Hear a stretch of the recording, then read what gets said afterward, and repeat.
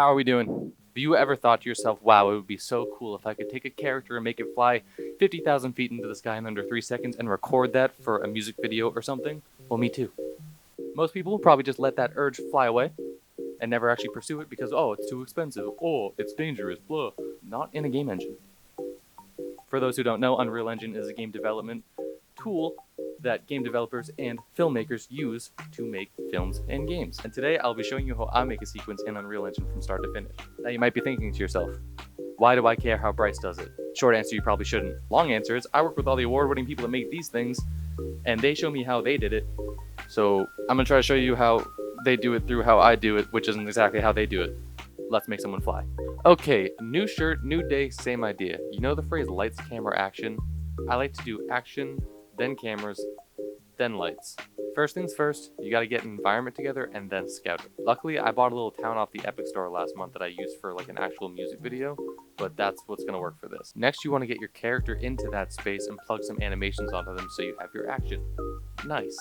I'm going with the whole Spider-Man leap of faith into the flying because I thought it was both a quirky and different way to get into it, and it was also the first thing that I thought of, so we're gonna do that. So that takes care of all of the action, and now we move on to what I think is the coolest part, the camera. So once the action is secured, put in some temp cameras just kind of around the space just to get an idea of the framing that you're gonna want for your actual physical camera. To actually get your shots in a good way inside of a game engine, you have to use real camera movement, or else it's gonna look all gamey. What is gamey? Gamey is anything that looks floaty, something that you couldn't actually capture in real life. Even drones have a little bit of shake to them. So what I do is put a dolly into that space to anchor my virtual camera, and then I link that virtual camera with my little avatar-inspired physical camera. This is the camera I was talking about. HTC Vive tracker, little monitor, and then shoulder rig.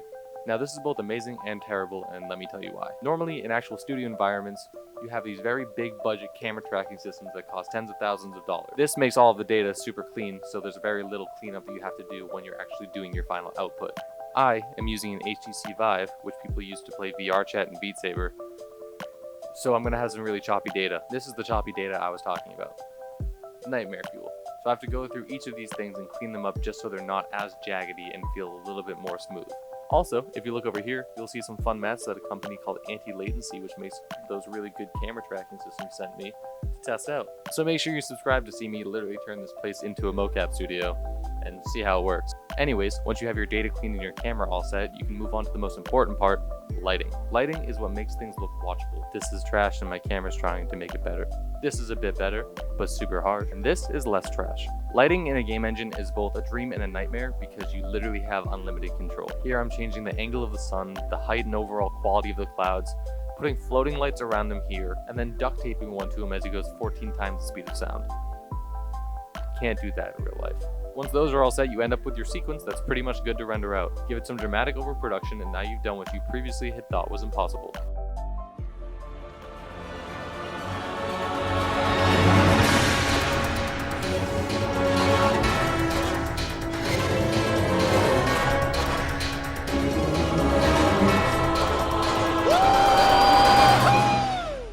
Thank you all for watching. Let me know what you thought about this style of video in general in the comments.